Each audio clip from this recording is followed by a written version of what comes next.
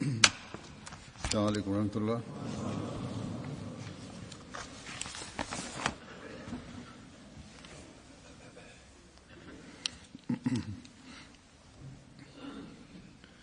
أشهد أن لا إله إلا الله وحده لا شريك له وأشهد أن محمدا عبده ورسوله أما بعد فأعوذ بالله من الشيطان الرجيم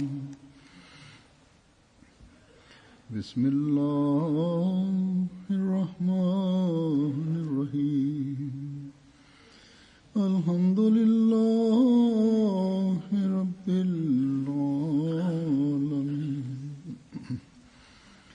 الرحمن الرحيم مالك يوم الدين إياك نعبد وإياك نستعين اهدنا الصراط المستقيم صراط الذين أنعمت عليهم غير المغضوب عليهم ولا الضالين. Hazret Mesih Maud Aleyhisselatü Vesselam'ın olayları ve kendisiyle alakalı olarak beyan ettiği bazı şeylerini Müslim Maud radıyallahu ta'ala anhu kendi konuşmalarında beyan etmiştir. Ben onları beyan edeceğim değişik yerlerden alarak, derleyerek. Her olayı yahut her bir hikayenin kendisi içinde bir nasihat vardır. Şuna dikkatimizi çekerek ki cemaat üyelerinin kendi bilgilerini çoğaltmaları lazım. Buna dikkatimizi çekerek bilgili sahip olan kimseler dahi bugün var olan olaylardan dahi bilgi edinsinler ve tarihten dahi bilgi edinsinler. Özellikle tebliğ kendilerine verilmiş olan tebliğ görevi, murabbiler ve diğer görevlilerin gereklidir. Onlar için onlar dikkat etsinler. Bugünkü dünyada bu olaylar çok kolay bir şekilde elde edilebilir. Fakat Hz. Mesih Maud Aleyhisselatü Vesselam ile alakalı olarak bir hikaye Hz. Müslim Maud radıyallahu anh beyan etmiştir. O bilgisel yeteneklerimizi çoğaltmaya dikkatimizi çeker. Duruma göre kendi bilgili yeteneklerimizi sınır içinde kalmamızı dahi bize tavsiye eder. Ve gerçek büyüklük nedir ona dahi dikkatimizi çeker. Der ki Hz. Mesih Maud Aleyhisselatü Vesselam'dan biz bu olayı dinledik. Mesih Maud Aleyhisselatü Vesselam şöyle buyururdu. Adamın birisi vardı. Çok büyük zannediliyordu. Bir padişahın başbakanı kendisine inanmaya başladı. Ve o zatın büyüklüğünü her yerde beyan etmeye başladı. Onun veliullah olduğunu beyan etmeye başladı. Propaganda yapmaya başladı ve demeye başladı ki çok büyük bir zattır ve ermiş bir kimsedir. Öyle ki padişaha dahi söyledi ve dedi ki siz mutlaka ona ziyaret edin. Padişah, kral dedi ki tamam. Filan gün ben onun yanına gideceğim, o zatın yerine. Ermiş birisi midir yahut sahte birisi midir onu öğreneceğim. Fakat başbakan hemen o büyük zata dahi ulaştırdı ve dedi ki padişah filan gün size gelecek. Siz onunla şu bir şekilde konuşun ki o etkilensin.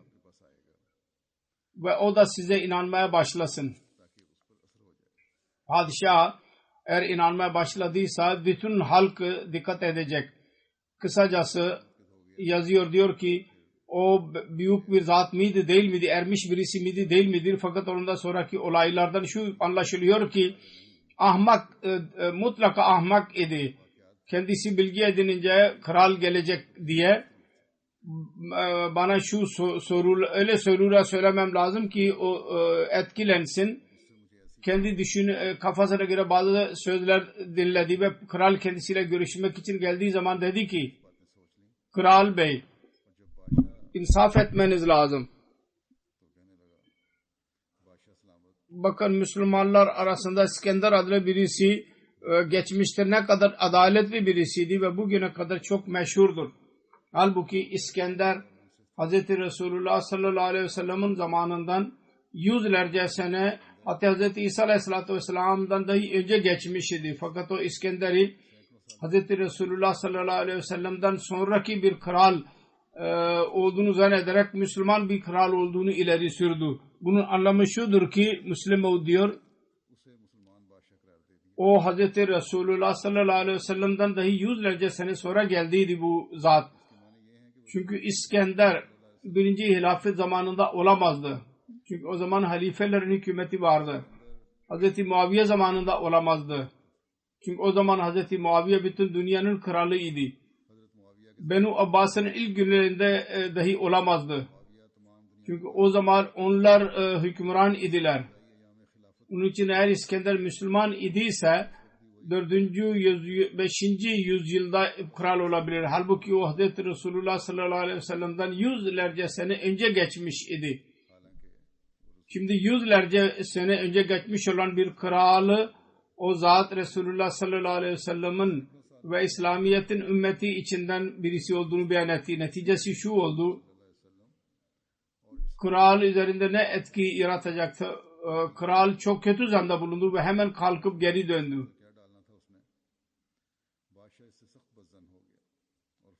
Hz. Müslim diyor ki tarihi bilmek ermiş olmak için şart değil. Fakat bu musibet, o yapmaca büyük, kendisi onu uydurdu. Kim ona dediydi ki o tarihten bahsetsin? Onun için bilgi doğru olmalı ve insan hangi söz söylerse onun hakkında teselli olması lazım. Eğer tarih bakımından ise tarihin gerçek bilgisi olsun ve bilgisel bir şey varsa onu söylesin. Nefsin arzusu kendisini helak etti o zatı. Bir insan doğruluktan ayrılarak sözde bir evliya o kesilirse o zaman bu şekilde düşer, zelil olur. Sonucu böyle olur. Sonra bir yerde Hz. Mevlevi Abdülkerim radıyallahu anh ile alakalı olarak Hz. Mesih Maud aleyhissalatü vesselamın kalbinin yumuşaklığı ve ümmet için sancısı, derdi ve insanlık için derdini beyan ediyor ki Hz. Müslim dedi ki insanlar aceleci olurlar, bir insan aleyhinde beddua ederler. Bizim usulümüz şu olmalı ki biz hiçbir insan için hemen beddua etmeyelim. Aksine muhaliflerimiz için dua etmemiz lazım. Onlar iman edecekler sonunda. Mevlevi Abdülkerim radıyallahu anh derdi ki ben bir binada kalırdım. Mesih Maud aleyhissalatü vesselamın binasının önünde başka bir oda yaptırdıydı kendisi için ve orada kalırdı. Hz. Mesih Maud aleyhissalatü vesselamın alttaydı. Bir gece alttan bir ağlama sesi geldi. Sanki bir kadın çocuk doğururken ağlıyorsa. Ben hayret ettim ve ses duydum. Öğrendim ki Mesih Maud aleyhissalatü vesselam dua ediyor ve diyor ki Ya Rabbi, taun vebası vardır ve insanlar helak oluyorlar ondan dolayı. Ya Rabbi, eğer bunların hepsi ölürse sana kim iman edecek? Şimdi bakın, Taun öyle bir alamet idi ki Resulullah sallallahu aleyhi ve sellem ondan haber etmişti. Taun vebasını Hz. Mesih Maud aleyhissalatü vesselamın haberleri, önceden verdiği haberleriyle dahi öğreniliyor. Fakat taun vebası gelince ki doğruluğunu açıklamak için taun geldiydi, Allah-u Teala'nın önünde ağlamaya başlıyor ve diyor ki Ya Rabbi, eğer bu insanlar ölürlerse kim sana inanacak? Onun için bir müminin genel insanlar için beddua etmemesi lazım. Müminin genel insanlar için beddua değil, onları korumak için mümin gelir. Bir mümin dünya insanlarını korumak için gelir. Eğer onlar için beddua ederse o zaman nasıl, kimi koruyacak? Ahmediye cemaati zaten bu gaye için kurulmuştur ki İslamiyet'i korusun. Müslümanları korusun diye kurulmuştur bu cemaat. Ve onların yüceliğini kendilerine geri versin. Benu Umayya zamanında Müslümanların yüceliği vardı. Müslüman diyor ki bugün aynı yücelik Ahmediye Müslümanlara vermek istiyor. Benu Abbas ve Benu Umayye'nin kötülükleri onlara gelmesin bu şartla. Kısacası yüce mertebe ulaştırmak için biz kurulduk. Onlar için biz nasıl beddua edebiliriz onlara?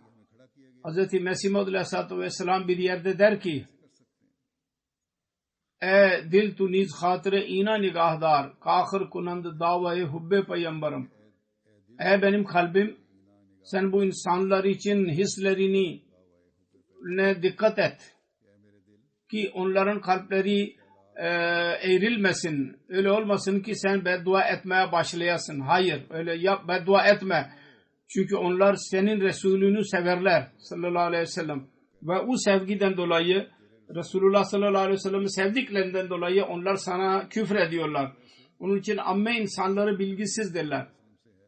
Onlar mollalar kendilerine ne öğretiyorlarsa aynısını beyan ediyorlar onlar. Bugünlerde de birçok Ahmediler kendi olaylarından bana gönderiyorlar. Ahmediye cemaatinin gerçek iç yüzü muhalifleri anlatıldı ve birisine anlatıldı. O muhalif olan birisine o hemen dönüştü. Aynı şekilde bana dahi bazı gayri Ahmediler mektup yazarlar. Nasıl onlar Ahmediye cemaatinin iç yüzünü öğrendiler. Ve onlar da diyorlar ki biz şimdi öğrendik bir mollalar bizi saptırıyorlardı eskiden. Afrika'da birçok olay vardır. Orada daha sonra cemaatler kuruldu ve beyan ettiler ki biz mollalar bize yanlış bir şekilde Ahmediye cemaati hakkında bilgi vermişlerdi. Onun için bizim duamız şu olmalı. Allah-u Teala ümmeti kötü ulemalardan ve kötü liderlerden korusun. Ve amme insanlarını hakkı tanıma gücünün onlara nasip eylesin. Sonra şunu beyan ederek gerçek Müslüman için mukadder kılınmıştır ki musibetler ve zorluklar ve sıkıntılar ortaya çıksın.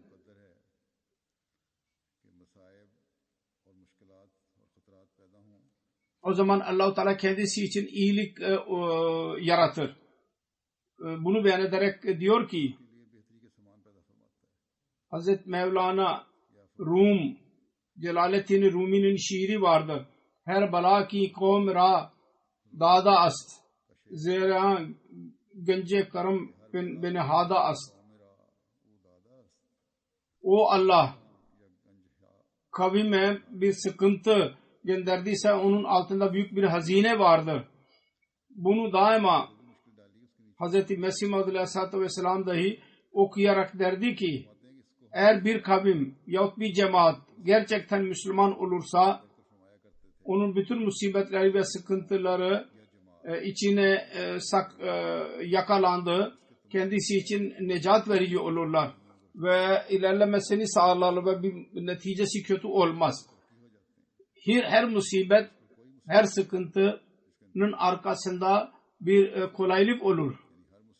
Onun için şu anda bütün Müslüman ümmet arasından gerçek Müslüman odur ki zamanın imamını ve Hz. Resulullah sallallahu aleyhi ve sellem gerçek aşığıyla birleşmiştir.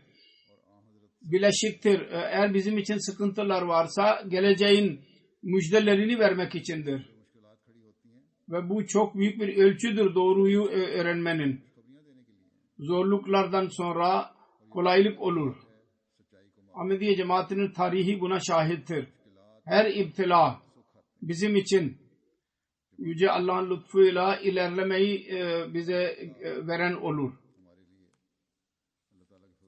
Sonra şunu beyan ederek ki kötü düşüncelerin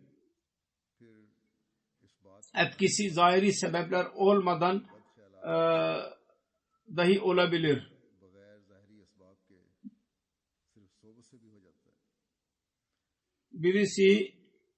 Birisini teşvik etsin etmesin bir kötülüğe girmek için, eğer bir insanın kötülüğün sohbetinde bulunursa o kötülük şuursuz olarak kendisi içinde dahi peydah olur. Kötü insanın etkisi şuursuz olarak kendisi üzerinde dahi olur. Bunu beyan ederek diyor ki bir defa bir Sih öğrencisi government fakültesinde okuyordu. Hükümet fakültesinde Mesih Maud Aleyhisselatü Vesselam'a ihlas gösteriyordu. Mesih Maud Aleyhisselam'a dedi ya, başka bir rivayete vardır ki 1. Halife radıyallahu anh vasıtasıyla Mesih Maud Aleyhisselatü Vesselam'a mesaj gönderdi. Ben eskiden Allah'a inanıyordum. Fakat şimdi benim kalbimde onun hakkında şüpheler ortaya çıkmaya başlamıştır. Hz. Mesih Maud Aleyhisselatü Vesselam ona cevaben dedi ki sen fakültede oturduğun yeri değiştir. O yeri değiştirdi ve ondan sonra anlattı. Dedi ki şimdi Allah-u Teala hakkında benim hiçbir şüphem kalmamıştır. Hz. Mesih Maud Aleyhisselatü Vesselam'a bu şey anlatıldığı zaman dedi ki onun üzerinde bir adamın etkisi vardı. O onun yanında otururdu. O da ateist idi. Yerini değiştirince onun etkisi yok oldu ve şüpheler dahi baki kalmadı. Kötü adamın yanında oturmakla dahi o bir kelime söylemeden insan ondan etkilenir ve iyi bir insanın yanında oturmakla o bir kelime söylemeden insanın üzerinde güzel etkisi olur. Onun için dünyada düşünceler birbirleri üzerinde mutlaka etki yaparlar. Fakat insan onlardan haber bilemez. Onun için gençler dahi buna dikkat etmelidirler. Onların dostlukları, onların oturma kalkmaları öyle insanlarla birlikte olsun ki onlar üzerinde kötü etki yaratmasınlar.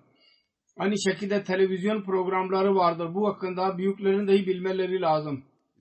Onlar çocukları yasak ederler kötü program seyretmelerinden. Çocuklar öyle programları görmelerine izin vermezlerse de ki kötülük çocukların ahlakını bozan programları yazılı olurlar. Bu çocuklar için değildir. Şu yaştaki çocuklar için değildir. Fakat kendileri eğer anne baba onları görüyorlarsa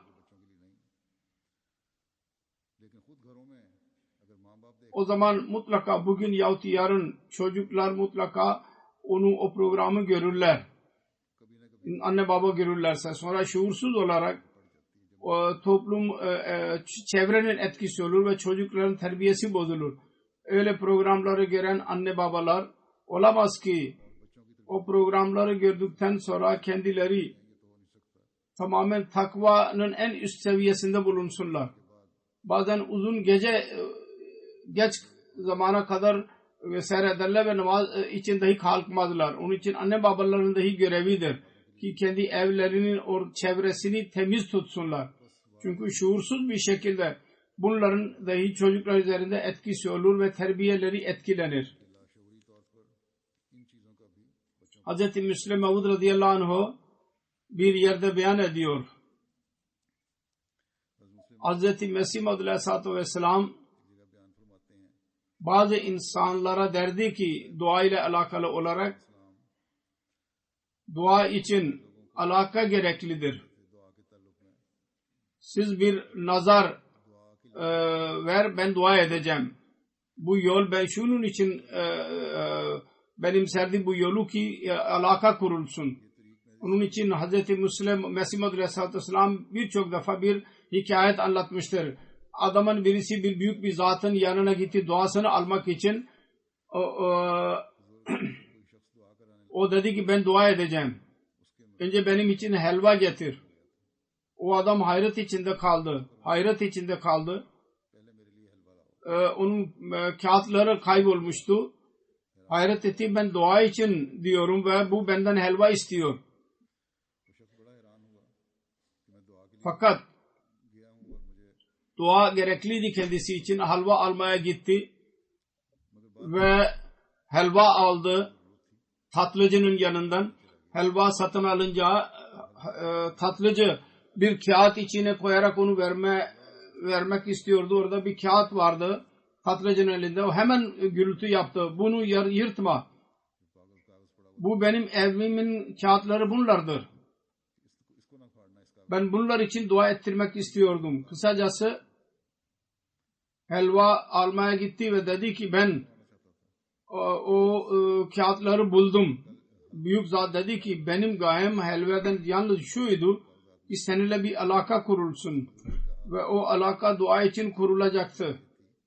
Fakat zahiri manada dahi sen istifade etmiş oldun. Birçok öyle olaylar vardır. Hz. Mesih Maud Aleyhisselatü Vesselam'ın ile alakalı olarak vardır. Bir muhlis, ihlas sahibi bir kimsenin işinin iyiliği yahut onun sağlığı için Hz. Mesih Maud Aleyhisselatü Vesselam büyük bir sancı ile dua etti ki kendi misyonunu İşaat-ı İslam görevleri için mal veren birisiydi. Olağanüstü bir şekilde bu büyük fedakarlıklardan dolayı kendisiyle özel ilişki kurulmuş idi. Onun için Mesih Maud Aleyhisselatü Vesselam kendisi için dua ederdi. Hayırlarda birbirinden ileri adım atmaktan nasihat ederek bir defa kendisi Müslim Maud radıyallahu anh Mesih Maud Aleyhisselatü Vesselam ile alakalı olarak beyan etti. Dedi ki Mesih Maud Aleyhisselatü Vesselam iki ashab hakkında söylerdi. Onlardan çarşıda bir at vardı. Ashablardan birisi onu getirdi. Öteki ona fiyat sordu. O bir şey söyledi. Fakat satın alıcı dedi ki hayır bunun fiyatı budur. Ve söylediği fiyat fazlaydı. Fakat satan dedi ki ben söylediğim fiyata alacağım. Ve satın alıcı dedi ki hayır ben bu vereceğim. Ben beyan ettim. Yani fazla vermek istiyordu. Diyor ki eshabların bu küçük bir olayıdır. Bu doğruluğun, imanın bir küçük bir olayıdır. O insanlar her hayır konusunda birbirinden daha ileri adım atmak istiyorlardı. Yüce Allah der ki siz hayırlarda birbirinden yarışın. Eğer birisi dinin bir işini yaparsa siz çaba sarf edin ki ondan daha fazla yapın. Ve ötekinin mukabilinde kendi nefsinizi kurban edin. Eğer aramızdan her birimiz böyle düşünmeye başlarsa dünyadaki çıkarları elde edeceğine hayırda birbirlerinden daha ileri adım atmaya çalışırsak biz doğrulukta biz biriyle yarışırsak bu bizim kendi terbiyemiz için sevabı elde etmek için faydalı olacak, nesillerimiz için dahi faydalı olacak ve bununla birlikte cemaatin ilerlemesini dahi sağlayacak.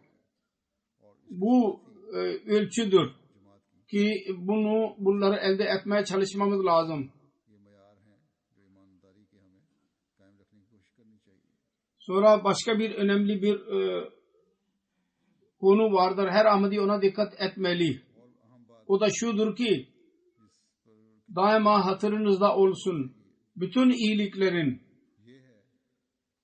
sahibi yalnız Allah'tır. Aynı şekilde birisine hidayet vermek dahi Allah-u Teala'nın görevidir. Allah-u Teala bize yalnız bir iş vermiştir. Hidayeti yayın, mesajı iletin. Fakat hidayet vermek Allah-u Teala'nın elindedir. Biz mümkün olduğu kadar bütün yeteneklerimizle bu iş görevi yapmamız lazım. Ve neticeyi sonra Allah-u Teala kendisi neticeyi çıkarır. Asla düşünmememiz lazım.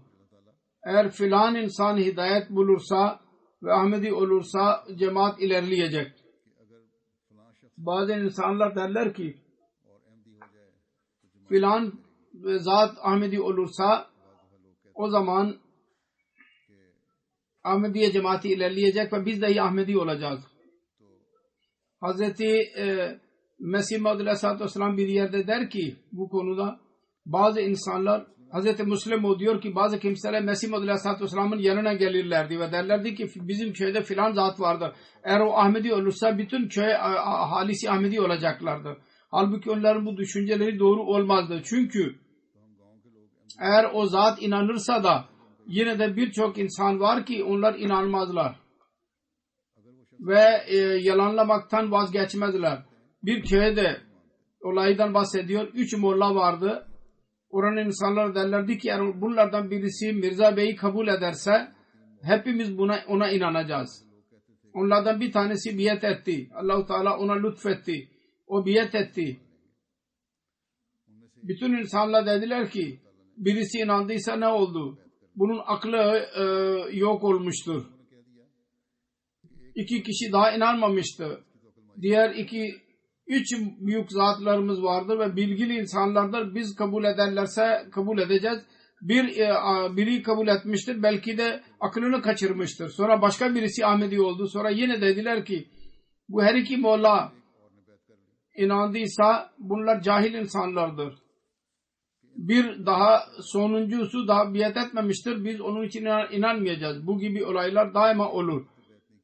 Fakat tecrübeleri geniş olmayan insanlar daima derler ki filan eğer inanırsa herkes inanacak. Fakat genellikle bu böyle olmaz. Onun için bizim dikkatimiz Allah-u Teala'nın lütuflarını da elde etmeye olmalı. Bizim güvencemiz Allah'a olmalı ve yapmak ve görevlerimizi mutlaka yapmalıyız. İnsanlara bakmamalıyız.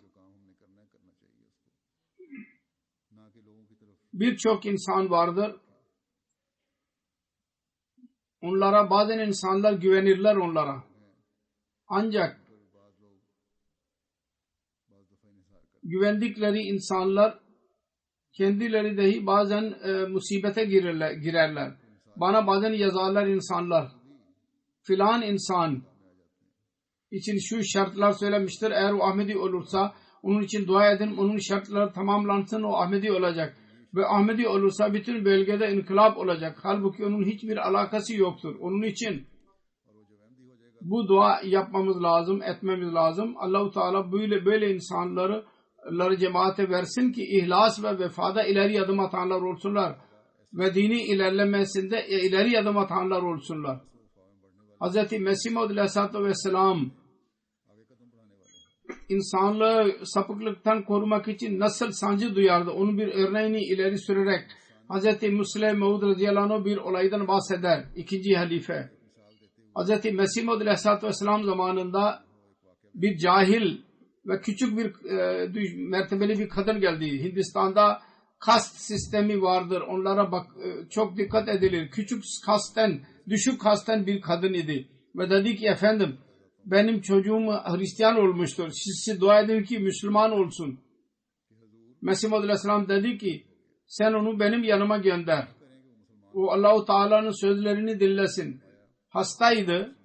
1. halife radıyallahu anh'ın yanına ilaç için, tedavi için geldiydi. Kadiyan'daydı.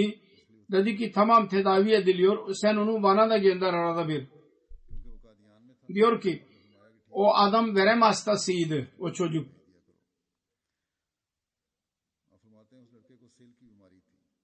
Hz. Mesih Maud Aleyhisselatü Vesselam imamın yanına gelince Mesih Maud Aleyhisselam ona nasihat ederdi ve İslamiyet'in güzel sözlerini kendisine anlatırdı. Fakat Hristiyanlık o kadar girmişti içine ki kendi kalbinin üzerinde etki olmaya başladı. O da düşündü ki ben Müslüman olmayayım.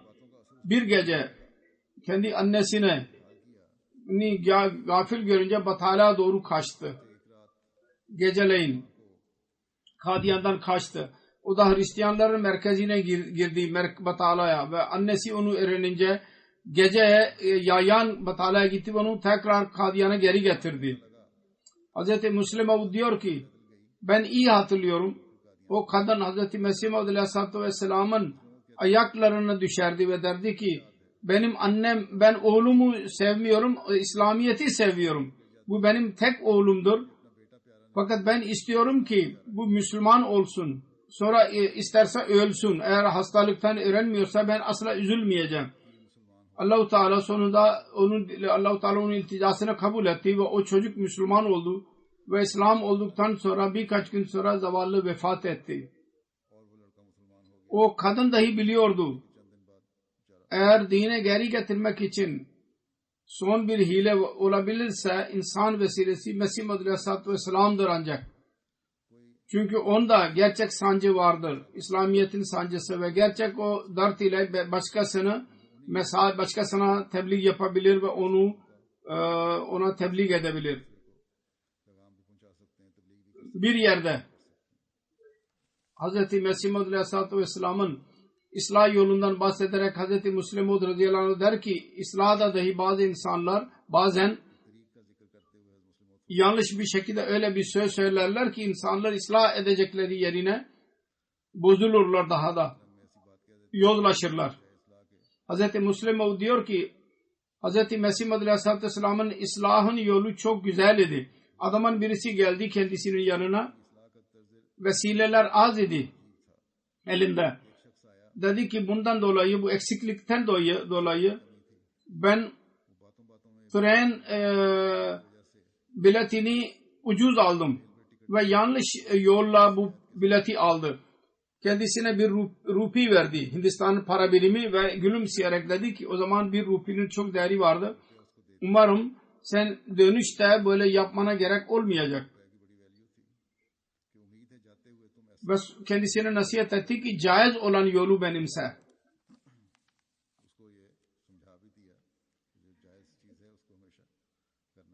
Sonra cemaat üyelerine hüneri elde etmelerini ve çaba sarf etmeleri konusunda çok nasihat etti Müslim Maud radıyallahu anh. Bir olaydan bahsediyor. Hz. Mesih Maud Aleyhisselatü Vesselam'ın zamanında ona dikkat ederek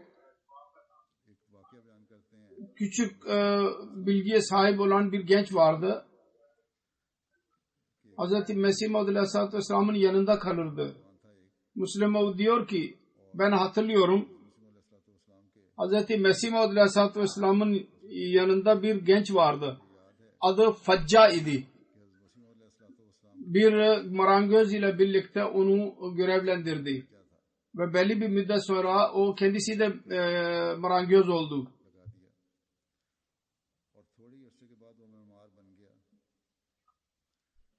Aklı çok az idi. Fakat ihlas sahibi ve dindar bir kimseydi. Gayri Ahmedi olduğu durumda geldiydi ve sonra Ahmedi oldu. Onun az aklının olayı şöyledir, beyan ediyor. Diyor ki durumu şöyleydi. Bir defa bazı misafirler geldi. O zaman langarhanenin görevi ayrı değildi. Başlangıç günlerinde Hz. Mesih Maud Aleyhisselatü Vesselam'ın evinde yemek hazırlanırdı misafirler için. Şeyh Rahmetullah, Doktor Mirza bin Yakub, Khaja Kemaluddin, Kureshi Muhammed Hüseyin, Mufarre Ambri Kadiyan'ın mucidi Kadiyan'a geldiler ve başka birisi de vardı. Hz. Mesih Maud Aleyhisselatü Vesselam onlar için çay hazırlattı. Ve Facca'ya dedi ki o genç misafirlere çay ver, ikram et. Ve bu düşünceyle ki başkasına çay vermeyi unutmasın, Mesih Maud Aleyhisselatü Vesselam büyük tekit etti. Her 5 kimseye çay vereceksin. Birisini unutma. Onunla birlikte başka bir eski Mesih Maud Aleyhisselatü Vesselam'ın hizmetçisi vardı, Çırağ. Ona dahi görev verdi Mesih Maud Aleyhisselam. Ve bunların ikisi çay götürünce orada öğrendiler ki onlar odada değil idiler. Birinci halife radıyallahu anh'ın yanında kendisiyle görüşmeye gitmişlerdi. Çay ile birlikte onun odasına gittiler. Çırağ, Hazreti Müslim diyor ki eski hizmetçisiydi Çırağ. Önce çay Müslim Hazreti Mevlana Nuruddin Hazretlerine verdi. Çünkü Hazreti Mevlana Nuruddin radıyallahu anh büyük bir zat idi. Herkes büyük olduğunu bilirdi. Onun önüne koydu çay fincanı. Fakat Faccabe hemen elinden yakaladı, tuttu ve dedi ki Mesih Maud Aleyhisselatü Vesselam bunun ismini söylememişti. Çırağ ona işaret etti ve dedi ki mimekle, tabii ki birinci halifenin ismini söylemediğmişti fakat o en saygı değer zat odur, onun için önce kendisine çay vermemiz lazım. Fakat o diyordu ki Hz. Mesih Maud Aleyhisselam 5 adamın ismini söylediydi. Mevlana Nuruddin ismini söylemediydi. Müslüman diyor ki o kadar aklı az idi. Onu dahi düşünemezdi. Fakat marangöz ile birlikte görevlendirilince kendisi de marangöz oldu. Buna dikkat ettiriyor ve diyor ki eğer zerre kadar dikkat ederlerse boşu boşuna otururlar. Diğer ülkelerde, fakir ülkelerde dahi ve burada dahi bazı insanlar diyor ki gelerek oturuyorlar. Bir hüner öğrenebilirler ve para kazanabilirler ve halk hizmeti görevlerine dahi katılabilirler. Yüce Allah için Hz. Mesih Maud Aleyhisselatü Vesselam'ın hamiyetinden bahsederek bir olaydan bahsediyor. Diyor ki burada adamın birisi vardı, sonra çok ihlas sahibi bir Ahmedi oldu ve Mesih Maud Aleyhisselam ile büyük alakası vardır fakat Ahmedi olmadan önce kendisi 20 sene kendisiyle küskün kaldı. Sebebi şuydu ki Mesih Maud Aleyhisselam onun bir sözünü hiç sevmiyordu. O da şu ki onun bir oğlanı öldü, vefat etti. Mesih Maud Aleyhisselam başsağlığı dilemek için evine gitti. Orada kaide vardı. Birisi gelince kendisini çok dostane olursa onunla ağlarlardı ve yüksek sesle ağlarlardı. Buna göre Mesih Maud Aleyhisselam'ın abisiyle sarılarak ağlayarak dedi ki Allah-u Teala bana büyük zulüm etti. El-İyâzu billah. Bunu duyunca Mesih Maud Aleyhisselam büyük nefret etti ve şeklini dahi görmek istemiyordu. Sonra Allah-u Teala o adama lütfetti ve bu durumdan dışarı çıktı ve Ahmediye cemaatine girmiş oldu.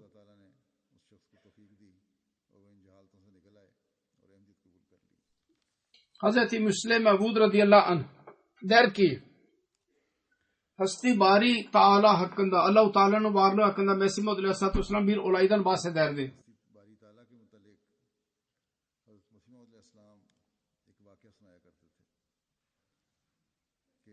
Hazret Mir Muhammed İsmail ile birlikte bir ateist vardı, öğrenci.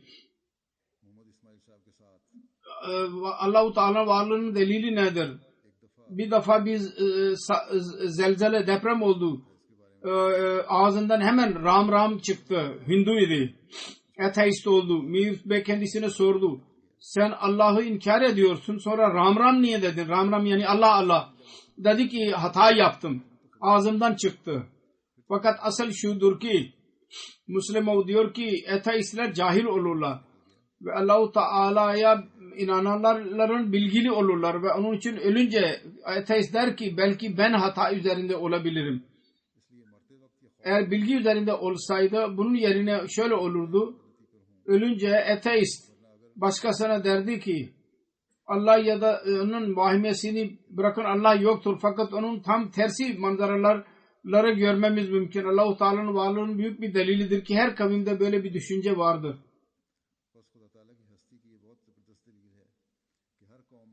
Hz. Mesih Maud Aleyhisselatü Vesselam ile birlikte Allah-u Teala kendisine nasıl yardım ederdi? Ve o kalp durumundan bahsederek Hz. Müslim bir yerde der ki Hz. Mesih Maud Aleyhisselatü Vesselam'ın bu durumu şu nottan biz elde edebiliriz. kendisi bir özel defterine yazmıştı ve ben onu alarak neşrettim. O yazıyı kendisine dünyaya göstermek için yazmamıştı ki içinde bir külfet, bir yapmacık olsun. Hayır, asla. O bir Allah-u Teala ile söylediği söz idi, gizli bir şekilde ve acizane bir ses idi. Allah-u Teala'nın yanına ettiği dua idi. Yazanın kaleminden çıktı ve Allah-u Teala'nın huzuruna ulaştı. O kendi yazısı şu gayle yazmamıştı ki dünyaya ulaşsın. Ve ulaşamazdır da. Eğer benim elime Allah-u Teala kendi maslahatına göre onu bana vermeseydi ve ben onu yayınlamasaydım, bu yazıda Hz. Mesih Maud Aleyhisselatü Vesselam Yüce Allah'a muhatap ederek der ki, Ya Rabbi, ben seni nasıl bırakabilirim? Sen, bütün dostlar bana yardım edemiyorlar. Sen bana teselli veriyorsun ve bana yardım ediyorsun. Hiç kimsenin bana yardım edemediği durumda. Onun mefhumu budur. Her Ahmet'in ahlakının ahlak vasıfları yüksek olmalı. Birçok yerde Mesih Maud Aleyhisselatü Vesselam nasihat etmiştir. Bu konuda kendi örneği nasıldı? Ve muhaliflerine karşı da güzel davranırdı. Onun zikrini yaparak Hz. Müslim Maud radıyallahu anh der ki, adamın birisi söyledi, bir defa Hindular arasından adamın bir muhalifin karısı hastalandı. Aşırı bir şekilde doktor ilaçlar tavsiye etti ve zor onları bulurdu. Başka bir yerde misk bulamadı. Utanarak Mesih Maud Aleyhisselatü Vesselam'ın yanına geldi ve arz etti. Eğer senin yanında misk olursa lütfen bana da ver. Bir yahut iki küçük az bir miktarda misk alırdı. Fakat Mesih Maud Aleyhisselatü Vesselam bir misk şişesini getirdi doldurarak ve dedi ki senin karın buna muhtaçtır, hepsini götür.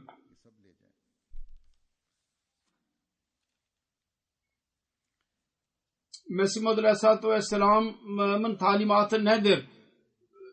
İnsanların düşmanlığından korumak için Mesih Maud Aleyhisselam dedi ki tan demektir ve tan mızrak atmak demektir. Onun için Mesih Maud Aleyhisselatü Vesselam zamanında kendisinin düşmanı hakkında kahri bir celvesini, tecellisini gösteren Allah hala dahi vardır ve kendi tecellisini şimdi dahi gösterecek ve asla sessiz kalmayacak. Biz sessiz kalacağız ve cemaate nasihat edeceğiz. Kendi nefslerinize hakim olun ve dünyaya söyleyin. Öyle bir cemaat dahi dünyada olabilir ki her çeşit düşmanlıkları görerek ve yine huzurlu kalıyorlar ve ben daha önce dahi bundan bahsediyorum. Nasıl Mesih Maud Aleyhisselatü Vesselam dua ederdi sancılı bir şekilde. Bir defa kötü duada bulunmamalıyız ve her fitne anında biz huzurdan yana olmalıyız. Duada özel durumu yaratmak için Hz. Mesih Maud Aleyhisselatü Vesselam bir yol göstermiştir. Hz. Müslim Maud diyor ki Hz. Mesih Maud Aleyhisselatü Vesselam daima derdi, eğer adamın birisi derse ki dua zamanında gerçek tezerru olmuyor, o yapmacık bir şekilde ağlamaya başlasın. Böyle yaparsa onun neticesinde gerçekten ağlamaya başlayacaktır. Sonra duada böyle bir durum, nasıl durum yaratmamız lazım? Daha onu izah ederek Mesih Maud Aleyhisselam Müslim Maud diyor ki bizim bazı konularda başarısızlıklarımız ve düşmanlarda böyle onlar tarafından sarılmış olmamız sebebi şudur ki bizim bir çevremiz duada tembeldir. Ondan dolayı böyledir ve bugün de durum böyledir, gerçektir.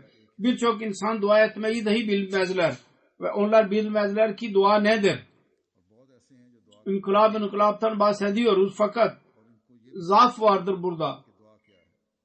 Bunun hakkında Hz. Mesih Maud Aleyhisselatü Vesselam buyurmuştur. Dua ölümü kabul etmenin adıdır. Ve kendisi derdi ki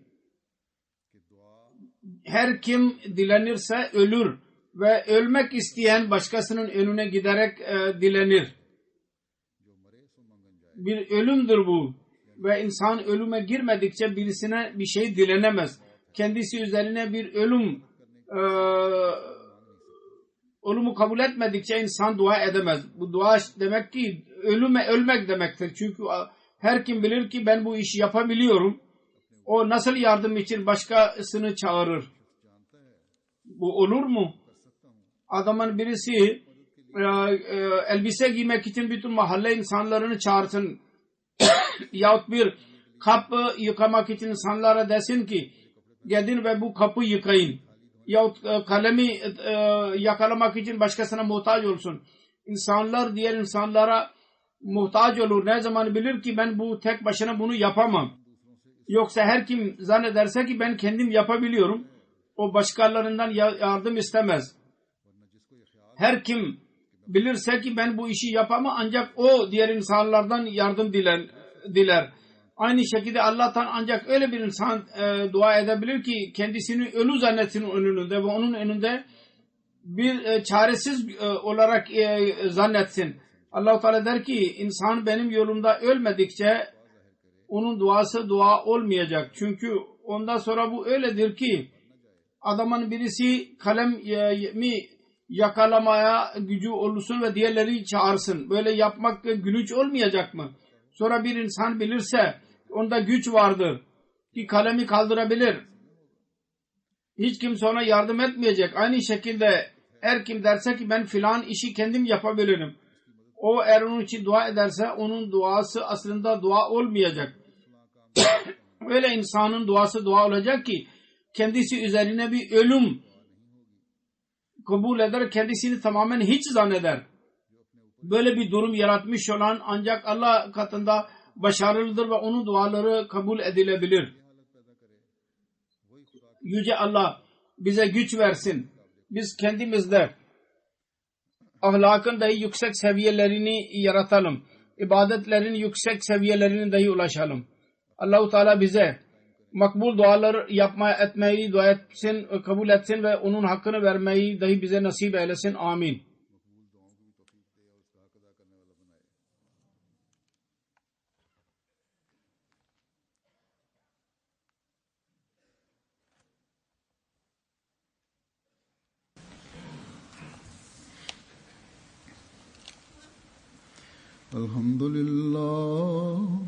Elhamdülillah nahmaduhu ve nestainuhu ve nestağfiruhu ve nu'minu bihi ve netevekkalu aleyh ve na'uzu billahi min şururi enfusina ve min seyyiati a'malina.